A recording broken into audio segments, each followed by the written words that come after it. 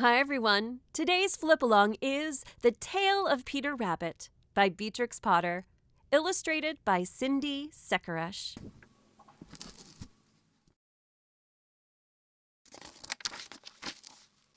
Once upon a time there were 4 little rabbits, and their names were Flopsy, Mopsy, Cottontail, and Peter.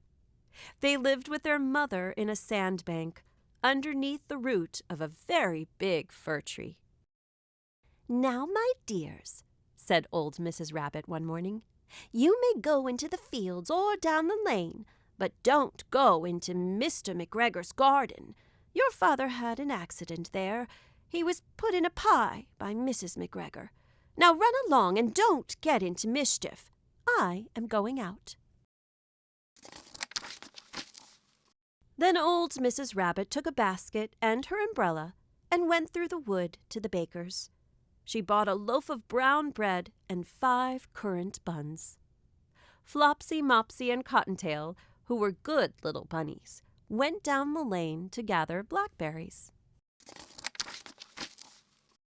But Peter, who was very naughty, ran straight away to Mr. McGregor's garden and squeezed under the gate.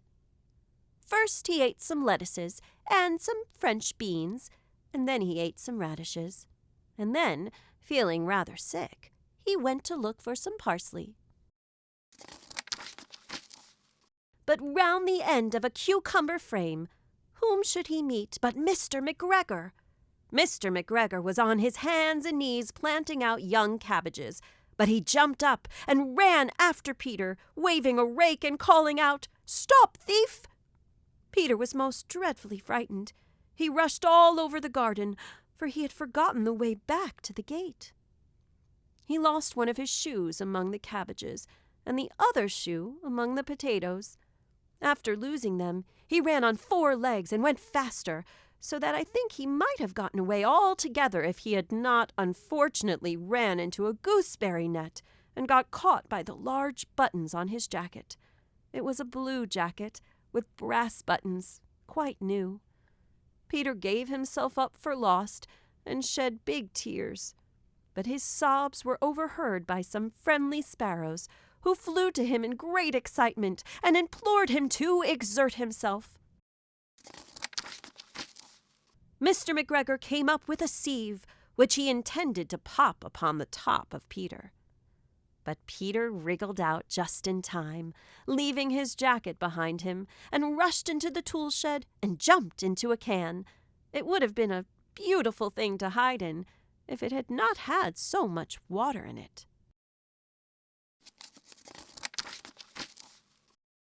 Mr. McGregor was quite sure that Peter was somewhere in the tool shed, perhaps hidden underneath a flower pot. He began to turn them over carefully, looking under each. Presently, Peter sneezed, "Kerty-shoo!" Mr. McGregor was after him in no time, and tried to put his foot upon Peter, who jumped out of a window, upsetting 3 plants. The window was too small for Mr. McGregor, and he was tired of running after Peter. He went back to his work. Peter sat down to rest. He was out of breath and trembling with fright, and he had not the least idea which way to go. Also, he was very damp from sitting in that can. After a time he began to wander about, going lippity-lip, not very fast, and looking all around. He found a door in a wall, but it was locked, and there was no room for a fat little rabbit to squeeze underneath. An old mouse was running in and out over the stone doorstep, carrying peas and beans to her family in the wood. Peter asked her the way to the gate, but she had such a large pea in her mouth that she could not answer. She only shook her head at him. Peter began to cry. Then he tried to find his way straight across the garden, but he became more and more puzzled. Presently he came to a pond where Mr. McGregor filled his water cans. A white cat was staring at some goldfish. She sat very, very still, but now and then the tip of her tail twitched as if it were alive. Peter thought it best to go away without speaking at her. He had heard about cats from his cousin, little Benjamin Bunny. He went back towards the tool shed, but suddenly, quite close to him, he heard the noise of a hoe. Scritch! Scratch! Scratch! Scritch! Peter scuttered underneath the bushes. But presently, as nothing happened, he came out and climbed upon a wheelbarrow and peeped over. The first thing he saw was Mr. McGregor hoeing onions. His back was turned towards Peter, and beyond him was the gate. Peter got down very quietly off the wheelbarrow and started running as fast as he could go along a straight walk behind some black currant bushes. Mr. McGregor caught sight of him at the corner, but Peter did not care. He slipped underneath the gate and was safe at last in the wood outside the garden.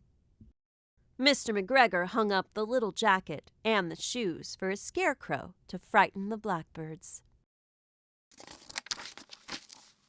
Peter never stopped running or looked behind him till he got home to the big fir tree. He was so tired that he flopped down upon the nice soft sand on the floor of the rabbit hole and shut his eyes. His mother was busy cooking. She wondered what he had done with his clothes. It was the second little jacket and pair of shoes that Peter had lost in a fortnight. I am sorry to say that Peter was not very well during the evening. His mother put him to bed and made some chamomile tea, and she gave a dose of it to Peter. 1 tablespoonful to be taken at bedtime. But Flopsy, Mopsy, and Cottontail had bread and milk and blackberries for supper.